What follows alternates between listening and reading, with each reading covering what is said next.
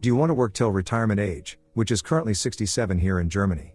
Having your life dependent on your monthly paycheck? Or would you rather spend your days at the beach and be financially independent? This all sounds fantastic, but can it actually be achieved? There are many investment strategies out there, but I believe dividend investing is one of the most powerful and interesting strategies to follow. One of the main reasons for that is that it's probably the easiest way to make passive income while literally doing nothing at all but holding a certain stock. In this video, I will explain in detail what is a dividend, and what are the benefits of dividend investing. I will also share some of the historically known great dividend companies out there. So if you find that interesting, then please subscribe to the channel and like this video to help support us in reaching more people. Make sure to press the notification button to stay up to date with new videos that will be uploaded. So let us get started with our first question. What are dividends? In simplest terms, a dividend is a portion of a company's profit that is typically issued to shareholders as a cash payment. Dividends can be paid in a variety of intervals, but quarterly is the most common payout period. However, some dividends may be paid monthly, semi-annually, or annually. Occasionally, companies will pay a special, one-time payment. This payment is often related to a specific event that has given the company a greater amount of profit to share. A special dividend is separate from a company's recurring dividend cycle, if they have one, and will usually be a bigger payment than the normal dividend. Special dividends may also be paid in shares rather than in cash. Not all companies pay dividends, but many find it to be a good use of their profits. So, it is beneficial to look at dividends from a company's perspective. It's important to know that not all publicly traded companies pay out dividends to their shareholders. And not all dividend-paying companies pay the same amount or handle the payments in the same manner. Choosing the right dividend-paying stock for your portfolio will require some research and due diligence on your part. The primary objective of any company is to make money. And to do so, they must have a product or a service to sell. Through sales, a company creates revenue that they can use to maintain the primary operations of their business. And of course, all businesses have expenses. They must pay for the materials that go into their product, salaries of their employees, mortgages or rent, and many other operating expenses. After they have used their revenue to pay their expenses, they are left with their earnings or profit. Now you might be asking, why do companies then decide to pay investors dividends using their earnings? When a company makes a profit, it can focus on growth and reinvest their profits to help expand sales. Many companies spend a good deal of their earnings building new factories, expanding operations, or on research and development to enhance or even create new lines of business. This is common for young growth companies.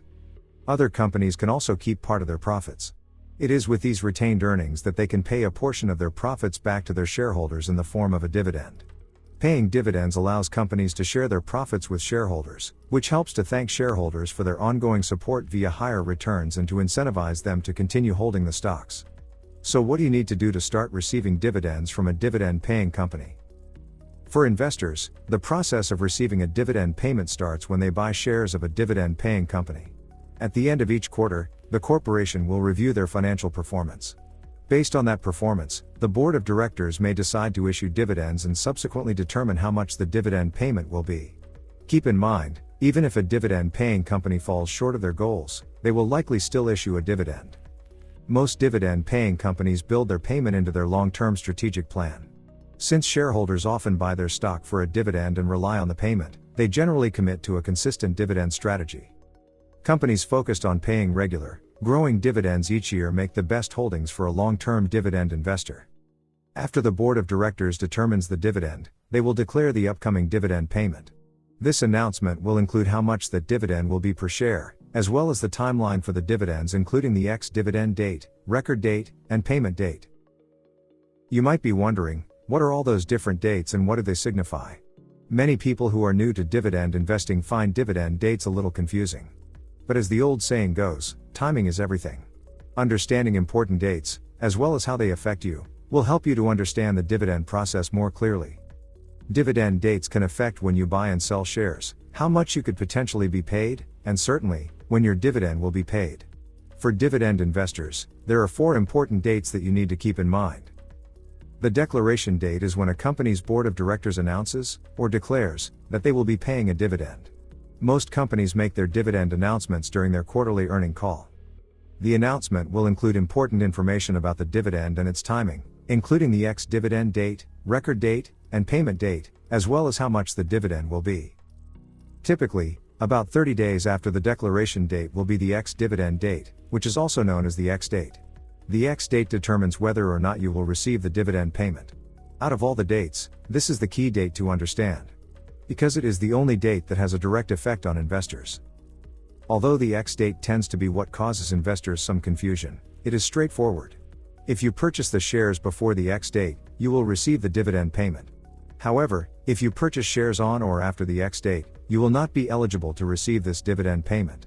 In an effort to get the payment, many people may want to buy shares after a company announces that it will be paying a dividend. And as a result, the stock's price will typically increase between the declaration date and ex-dividend date.